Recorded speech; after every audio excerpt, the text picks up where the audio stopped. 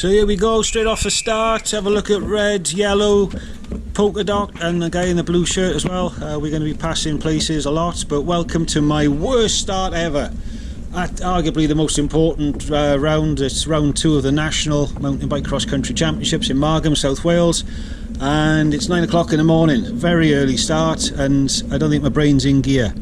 I pretty much went back to the car, got my numbers, just got to the start line in time, and clearly I wasn't quite switched on. But we're just about to start the climb, and I've just looked ahead of me and think, wow, I was 25th on the grid. Now I'm probably about 40th and dead last. So we've got everyone in front of us. Let's start picking people off. Let's start having some fun and gaining some places. But I'm still losing places at the moment. I think I just got caught out a bit. I probably didn't have a proper warm-up. Definitely hadn't had enough coffee. And the guy on the right in the Trek, very nice, Super Calibre, parked next to him in the car park. Had a good chat with him and his son. And yeah, he's just come past me, so it was like, right, come on, head down, let's start passing people. Whoop, this guy just squeezes me out a bit and kills my momentum. That means here we go again, back on the pedals, let's burn another match. But I'm just mindful that, right, we got a good stretch of fire road now. We got to try and pass as many as we can before we get to a bit of single track. But this is pretty much fire road climb, single track, trail centre descent. So there's not going to be any passing. Well, there wasn't for me anyway, any passing on the downs. It's going to be maintain your place and then try and get past people on the ups. And that was kind of plays to my strengths, really. If I hadn't had such a poor start, I would be another 20 yards further ahead, and I wouldn't say in the mix, but I could certainly then see the front of the race as it rode away from me. But yeah, that just shows how important that start is. You know, it's basically a sprint off the front. Hold it for as fast as you can and keep going. And I mean, I was happy with my performance, and ultimately this was the first time that my first lap was my fastest time. And I kind of held laps 2 and 3 pretty good, and then laps 4 and 5 I just started to die off another like 30 seconds a lap. But you're still talking 18 and a half minutes a lap, so it's a fair size lap, 5k, 3 mile in all, and we're basically making our way up to the top right ridge above the tree line to the very top of the black. So it's a mix of fire road and steeper loose fire road. And as you can see in front, red top, that's Richie, the one I mentioned in previous rounds. He's generally top 3 when it comes to the Welsh XC Series. He ends up finishing 12th. I end up finishing 18th. So I'm actually pretty chuffed, pretty happy with that performance, and with my show on the day as well. I think I was just disappointed with the start, and a little area we're going to get to in a minute. I'll show you which part I kind of lost most of my places throughout the day. But this steep loose climb certainly sapped your legs, and then it just sort of eased off a bit before we turn right here onto some single track, which is actually, we're going up what is the black downhill single track, and we came down this on the Welsh XC Champs, but when I was doing my warm-up lap, the marshal said, oh, you haven't got to go up there, that's just the elite. So I haven't even practiced this yet, so I'm going up here for the first time, trying to remember what it was like coming down. I just remember some tight turns. And basically, yeah, this tight left uphill switchback, which I managed to ride. But the next right-hander was my nemesis all the way around. Richie makes it up at full sus, giving him that extra grip on the back. The red guy unclips, and I unclip as well. My back slips out. I just can't get any grip up there. And every lap, I pretty much lost 1, maybe 2 places every single lap. It was just for some reason taking me 10-20 seconds more to get round that corner. And then another tight left-hander, which I managed to ride every lap. I think one lap actually the guy in front stopped and I had to get off and run because he did. But yeah, that's kind of, that corner was where I lost half a dozen, maybe a dozen places over the 5 laps, and then sort of regained it a bit. This was quite a nice bit of a relax after you get to the very top. It's quite a fast grassy descent. I lost a few places every now and then, as we can see. I just didn't come out of that top corner and crank straight away. Now this was the pass of the day for me. That was brilliant. I mean, I wasn't expecting him, and he just come straight up the inside, took the racing line, nice and direct, and I would like a bit of that, please. But that kind of woke me up as well. I thought, right, come on, we are here to race, we're not just here to ride around. Some interesting single track. It's typical trail centre, marbly, The fact that it's a bit wet was good because it actually gave a bit of grip. I've raced during the bone dry and your front end is just washing everywhere. This was a bit different, having the river crossing. It wasn't that high, to be fair. Obviously the faster you went through it, the more you got wet. But I took the very wide line on that first lap. The other laps I went a bit more direct.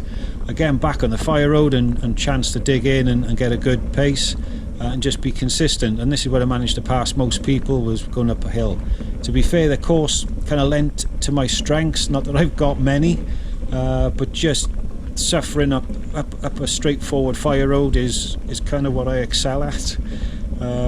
Just don't know how long I can hold that for. 5 laps was just about the limit. This was like an hour 35 in all. That's definitely on the limit for me. But yeah, it wasn't really technical climbing other than that couple of top tight twisty turns at the very top of the course that kept catching me out. But generally it wasn't rooty, it wasn't technical in any way. So it was basically head down, locked out for all of the uphill sections and unlocked for these downhill sections. And again, it was generally caught whoever was in front of me on the downhill. I tended to catch them, so then I was ready to start overtaking them when the uphill started again.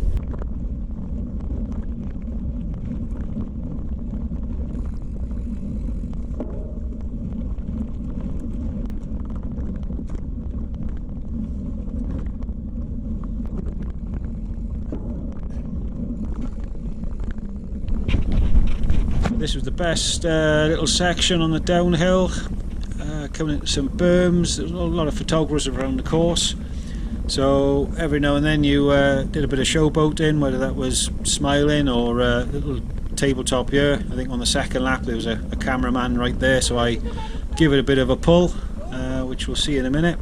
But just coming back along the bottom, start finish straight.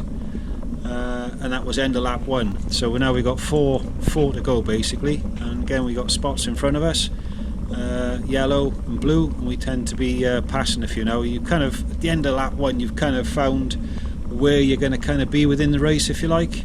Obviously you might still pass a few, some are going to overshoot on lap 1 and start failing, if you like, and blowing up, and some that have held a bit back are going to keep it in for the next laps. But I'm still catching my breath, really. I'm still up on the 170 plus heart rate.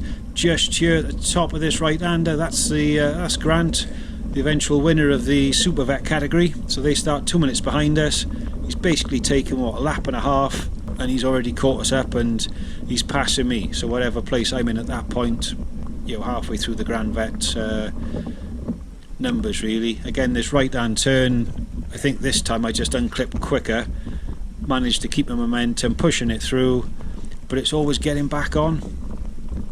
I definitely can't, I'm never going to be a cyclocross rider. Actually, I think on this lap I've stayed off the bike and we've carried on pushing it, because these two guys in front are pushing. I thought there was no point trying to clip back on because they're going to be in the way. We just get to the top of that, and then I think we jump back on and start going.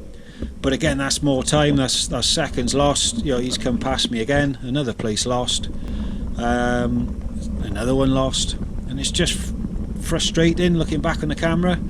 It's always useful to have this footage because sometimes the race didn't unfold as you remembered. So yeah, not much typically happened on the downhills other than either following somebody who's in front of you or just having a free run, and then back to the climbs, back into the middle section of the tunnel blue route. And this is quite fun, but terrifying at the same time, because you've got a lot of off-camber flat turns where you're always worried that the front end's going to tuck.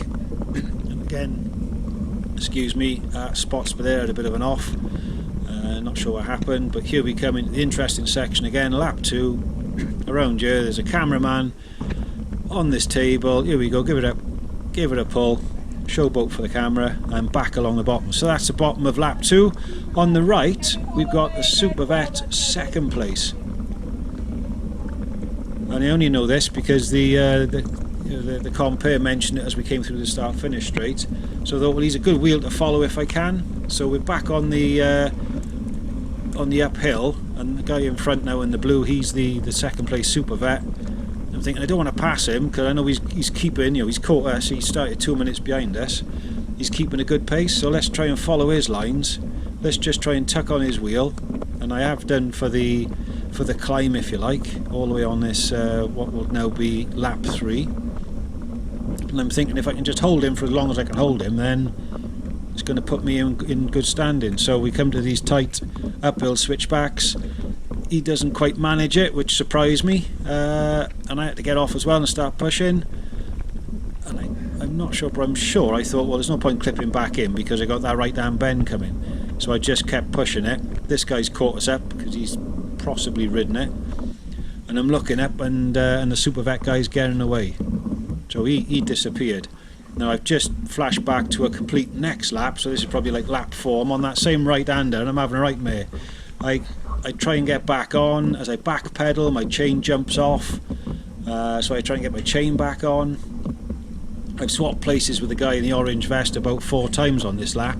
You know, I come past him, he comes past me, I come past him, he comes past me, and finally he comes past me again. So these switchbacks, if I was to relive the day again, I would spend 5 minutes on there just sessioning those switchbacks, getting them dialed in, because not that I knew, but that's the section where I lost the most time, the most places really. But back on the 5 road climbs and starting to tick people off. Now I'm aware this is like lap 4, and I've probably, if the leader doesn't catch me, then I've got to go back round and do another lap, and obviously that's the target. Don't want to get lapped, I want to keep going. I want to make it to lap 5. So, and I'm never quite sure now whether these are in my category, which is the Grand Vet category. Are they back markers off the vets, or are they super vets? You know, because that guy that just came past, I think he's in the vets race. So, you know, I'm just starting to question who am I racing with, and it's at the end of the race where you are flagging. These guys in front powered into that corner so fast I thought I was going to come round it and find somebody on the floor. Again, this guy was in the vets race. He gave a clear shout coming on your right, let him pass, and this is coming back down now, the end of lap 5. So sorry, the end of lap 4, we're starting lap 5. So this is where the camera died halfway around this lap, but we've got some of the faster vets now coming past, and it just shows you never know what race you're in. But this guy's looking at my number, he's like, he's not competition. I thought he was flagging, and I thought, yeah, got another place, let's get past him. 2 seconds later, he's in the super vet race and he's chucking on the back of him. So there we go, thank you very much, race done and dusted. Hope you enjoyed that. Give me a like, give me a thumbs up, and see you on the next. Bye guys.